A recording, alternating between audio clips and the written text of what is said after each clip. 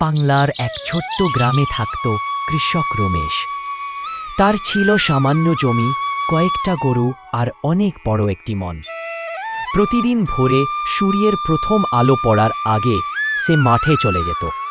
বছরের পর বছর রমেশ খুব কঠোর পরিশ্রম করত। কখনো খরায় ফসল নষ্ট হতো, কখনো অতিবৃষ্টিতে সব ভেসে যেত।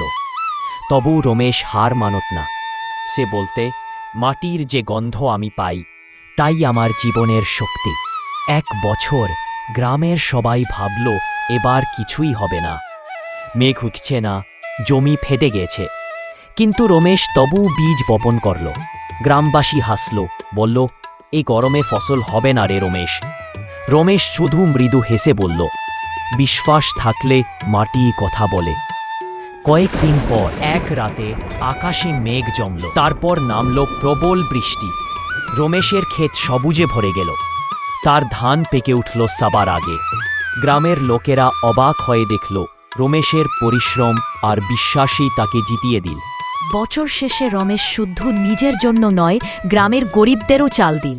সে বলল, ফসল যতই আমার হোক, মাটিটা তো সবার। সবাই এখন রমেশকে সম্মান করে। কিন্তু রমেশ ভাবে, আমি যদি গ্রামের ছেলে মেয়েদেরও কিছু শেখাতে পারতাম। সেই রাতে উঠোনে বসে রমেশ বলল, সীতা, আমি ভাবছি গ্রামের ছেলেদের নিয়ে নতুন কিছু করব। সীতা জিজ্ঞাসা করলে, কি করবে তুমি?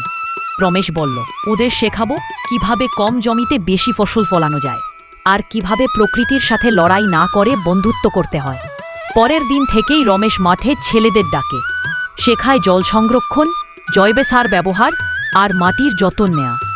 শুরুতে কেউ বিশ্বাস করে না, কিন্তু কয়েক মাসের মধ্যে রমেশের পদ্ধতিতে গ্রামের অনেকের ফসল ভালো হতে শুরু করে।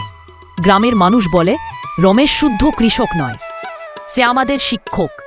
রাতে রমেশ আকাশের দিকে তাকিয়ে ভাবে, জীবনটা যেমন মাটির মতো, যত জল্লে দেবে তত ফল দেবে।